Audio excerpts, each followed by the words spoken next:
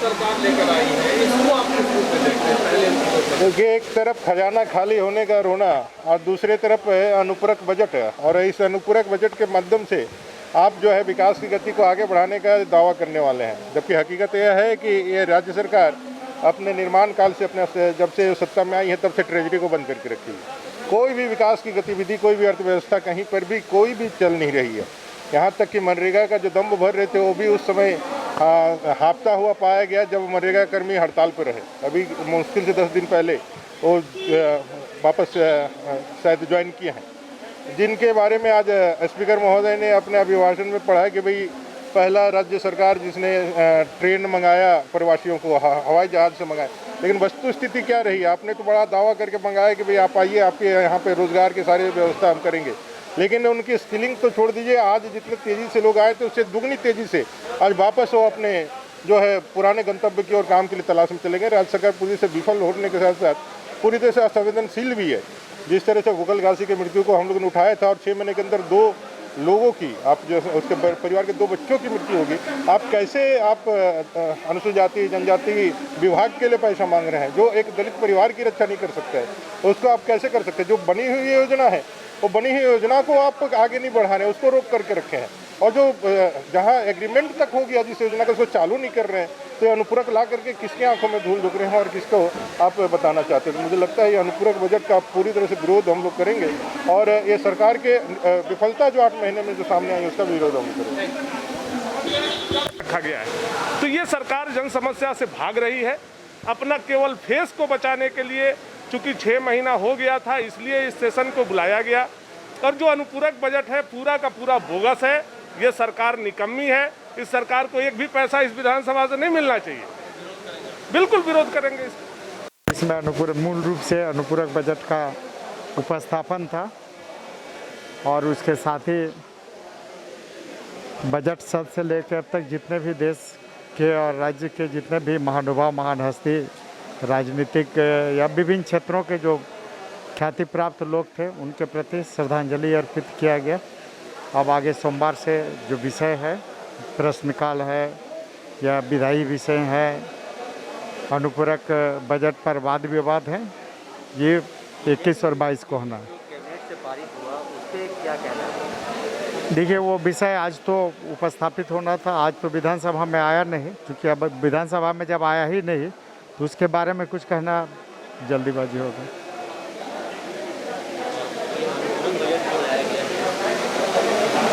देखिए, अनुपूरक बजट सरकार लाई है, संवैधानिक प्रावधान के तहत सरकार को यह अधिकार है, लेकिन जो मूल बजट है उसमें जो प्रावधानित राशि है उसके बारे में भी सरकार को विचार करना चाहिए था कि मूल बजट के जो मूल बजट है उसमें से कितने व्यय हुए हैं और उसकी प्राप्ति की स्थिति क्या है। सारे विषयों को का विवेचना होनी चाहिए। निश्चित रूप से सरना धर्म कोड के बारे में आज कोई चर्चा नहीं हुई है, लेकिन निश्चित रूप से सरना धर्म कोड के बारे में भी विधानसभा में विचार विमर्श होना चाहिए, चर्चा होनी चाहिए। विधानसभा सत्र में शोक प्रस्ताव लाया गया, और शोक प्रस्ताव में देश के सभी बड़े राजनेताओं का, कलाकार, खिलाड़ी,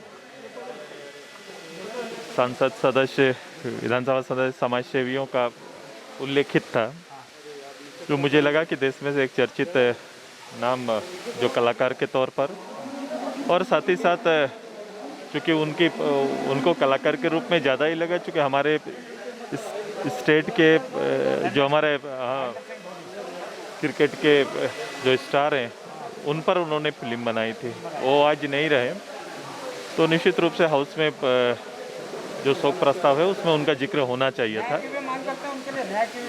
वो एक व्यवस्था है, उस पर काम अपना कर रहा है, सिस्टम काम कर रहा है।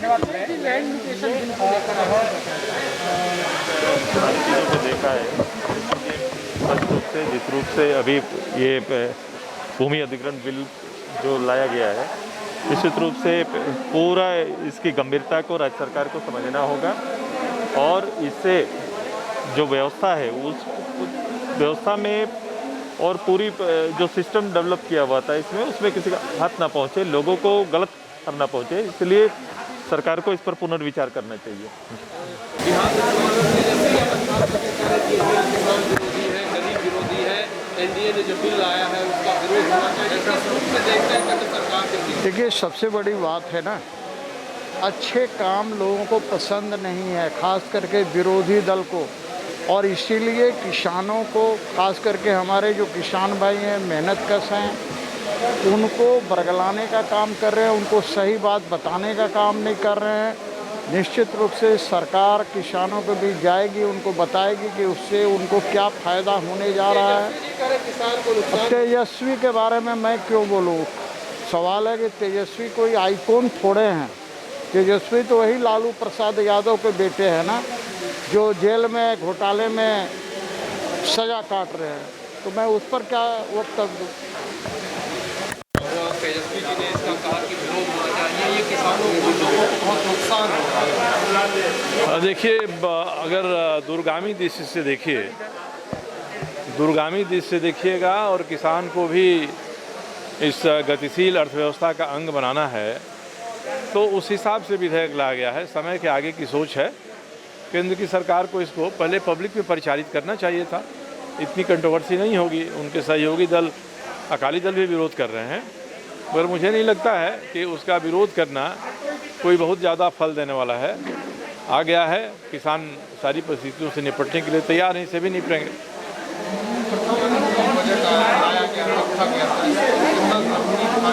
नहीं, अनुपूरक जरूरी इसलिए होता है कि ऐसे खर्चे जो सरकार ने कर दिया और विधानसभा की सहमति नहीं है, तो विधानसभा बैठती है तो उसके लिए लाना पड़ता है विधेयक। तो अनुपूरक विधेयक इसीलिए आता है, इसलिए अनुपूरक बजट लाना जरूरी होता है एक विधेयक के रूप में। वही बजट आया है, अब कितने का है हमने देखा नहीं है, देखने पर पता चलेगा कि कौन से ऐसे खर्चे हैं जो सरकार ने पिछली विधानसभा से अभी विधानसभा के बीच कर दिया है, या उसके पहले के भी कोई पेंडिंग खर्चे हैं जिसको सरकार अभी लाकर विधानसभा की सहमति ले रही है।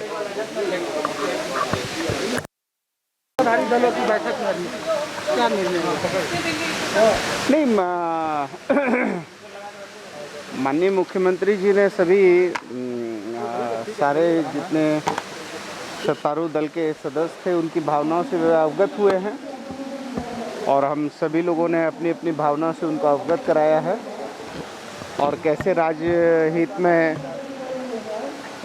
ज़्यादा से ज़्यादा काम हो, कोरोना के इस संकट में मुख्यमंत्री जी का भी निर्देश प्राप्त हुआ सभी माननीय विधायकों को कि वो हर आदमी को अवेयरनेस करने का भी काम करें, ताकि इसको जो है हम ज़्यादा से ज़्यादा आम जनता, विशेष करके ग्रामीण जनता तक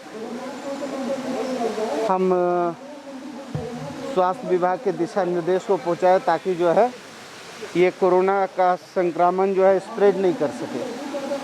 लाइट म्यूटेशन बिल आखिर क्यों नहीं आ रहा है उसमें?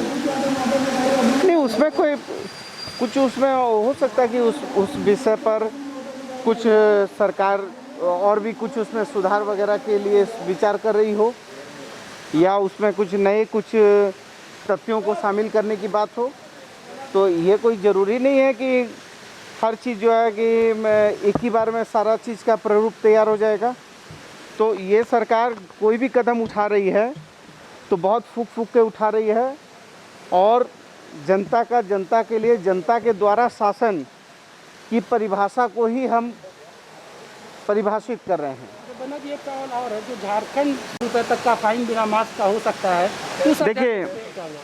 देखिए वो पूरी तरीके से हमारे विरोधियों ने जनता के बीच में भ्रम पैदा करने का काम किया। आपने देखा होगा कि उस अध्यादेश पर अभी तक आपको कोई जगह पर ऐसी सूचना नहीं मिली होगी कि किसी को कोई मास्क पहने हुए, नहीं पहने हुए पाया तो उसको जो है 1 लाख रुपया फाइन हो गया, क्योंकि उसको गलत तरीके से तथ्यों को तोड़ मरोड़ के प्रस्तुत करके सरकार की छवि को धूमिल करने का काम हमारे विरोधियों ने किया।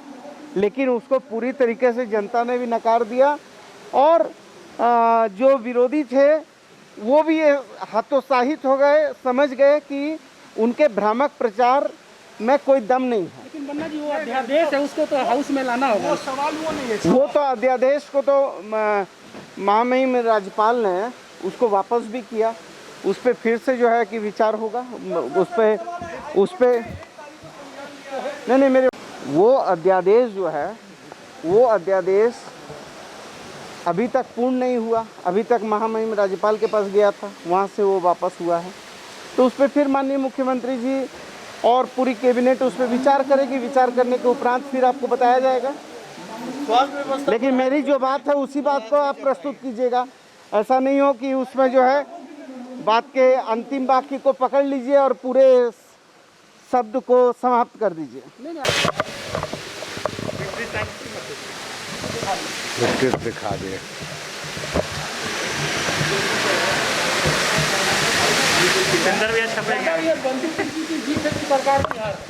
नहीं देखिए, सबसे पहले मैं राज्य के माननीय मुख्यमंत्री हेमंत सोरेन जी को और हमारे पार्टी के सीएलपी के लीडर आलमगीर आलम साहब को, प्रदेश के अध्यक्ष डॉक्टर रमेशा उरांव जी को और हमारे जितने सभी सम्मानित विधायकगण को मैं तहे दिल से धन्यवाद देता हूं, उनके प्रति आभार व्यक्त करता हूं, जिन्होंने हमारी भावना ही नहीं, राज्य की जो जनता की भावना, यहाँ के आदिवासी मूलवासी की भावना को समझते हुए जो चूक हुई थी उसको पूरा समझने का प्रयास किया। और माननीय मुख्यमंत्री जी ने अभी भी बैठक हुई, विधायक दल की बैठक, सत्तारूढ़ दल की जब बैठक हुई तो इशारा में चीज़ों को कह दिए।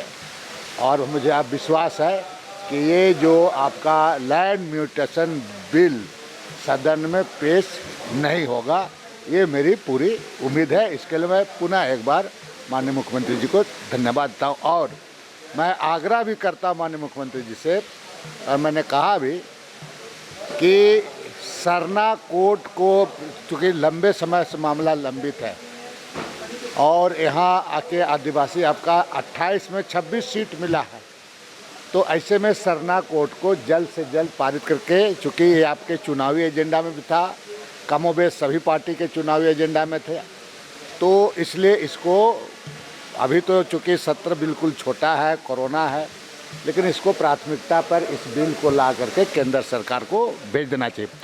और पूर्व में जो भी इस तरह के ज़मीन के मामले में फैसला लिए गए हैं उसकी समीक्षा होनी चाहिए।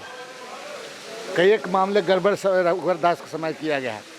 और सबसे महत्वपूर्ण बात मैंने ये भी कहा आज मैंने मुख्यमंत्री मीटिंग में, मैंने बैठक में, कि यहाँ लैंड से संबंधित कुछ अगर बिल बनता है, कानून बनता है, तो आप बिहार से आप उसको अंगीकार ना करें, क्योंकि बिहार स्टेट अलग है, यहाँ अलग स्टेट है।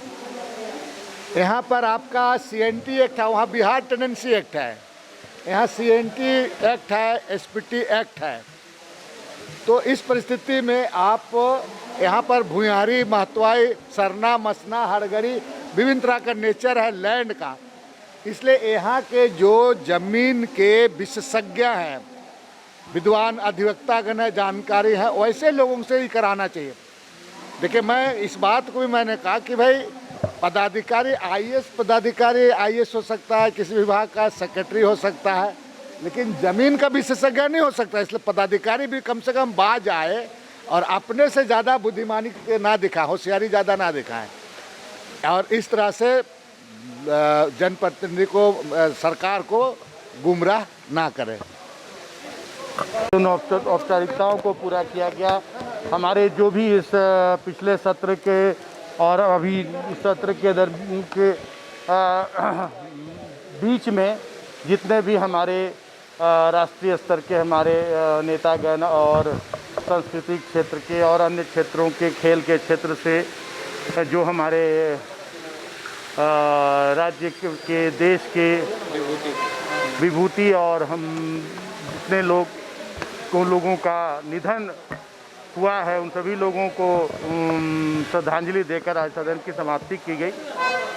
सोमवार से फिर विधिवत सदन चलेगा और मुझे उम्मीद है कि सभी पक्ष विपक्ष के लोग मिलकर और इस कम समय के जो सत्र है इसका पूरा सदुपयोग करेंगे और राज्य हित की बातें होंगी राज्य के विकास की बातें होंगी। विधायक दल की बैठक हम कैसे राज्य को विकास के पथ पर आगे ले जाएं, हमने जो वादा जनता से जो वादे किए हैं उन वादों को हम कैसे पूरा करें, इन सभी बातों पर माननीय मुख्यमंत्री जी ने सभी सदस्यों को, सत्ता दल के सदस्यों को निर्देश दिए हैं, कुछ मार्गदर्शन दिए हैं और माननीय सदस्यों ने भी अपने सुझाव दिए हैं कि कैसे हम राज्य को विकास की पटरी पर दौड़ाने का काम करेंगे, इस कोरोना के संक्रमण से हम कैसे मुक्त होंगे, ये सारी बातें हुई हैं। और लैंड म्यूटेशन बिल की कोई बात अब सदन में बात होगी, लैंड म्यूटेशन बिल पर सदन में जो बात होगी सदन पे बातें पूरे तरीके के साथ रखी जाएगी। हाउस में नहीं लाई गई है। वो जो बात होगी तब देखा जाएगा, हाउस में आएगा या नहीं आएगा ये आप लोगों को पता चल जाएगा। अनुपूरक बजट भी आज आया, अनुपूरक बजट में भी हम लोग विरोध करेंगे क्योंकि ट्रेजरी पे पहले से ताला लगा हुआ है। हाँ, ट्रेजरी पे ताला लगवाया किसने, ये पहले पूछना चाहिए विपक्ष के माननीय सदस्यों से। ट्रेजरी की हालत किसने की, इस राज्य की अर्थव्यवस्था जो चरमराई हुई है उस हालात के जिम्मेदार कौन हैं, ये पहले विपक्ष के लोगों को बताना चाहिए। और अनुपूरक बजट तो ये हमारे परंपरा है, आती है, क्योंकि उसके बिना विकास संभव नहीं है। अनुपूरक बजट आया है और उस पर चर्चा होगी। कहा है कि कुछ तकनीकी वजह से सत्र छोटा है, इसलिए बिल को हम लोग इस बार इंट्रोड्यूस नहीं करेंगे। आपको जो सूचना मिली है 99.9% क्या है, सही हो गया। आप ही बोल रहे हैं, हम नहीं बोले। नहीं, आप बता दीजिए सर, आप बता दीजिए। देखिए, काफ़ी विरोध हो रहा था, आपने भी कहा था, कल रात को आप लोग मुख्यमंत्री से भी मिले थे। अभी जब तक सोमवार को पूरी बात बता पाएंगे हम, अभी इतने कहेंगे हम कि हम लोग इसके पक्ष में नहीं हैं। इससे लोगों को दिक्कतें हों, पहले से दिक्कत है और बिल अगर आया पास हुआ तो लोगों को दिक्कतें पड़ जाएगी ज़मीन संबंधी।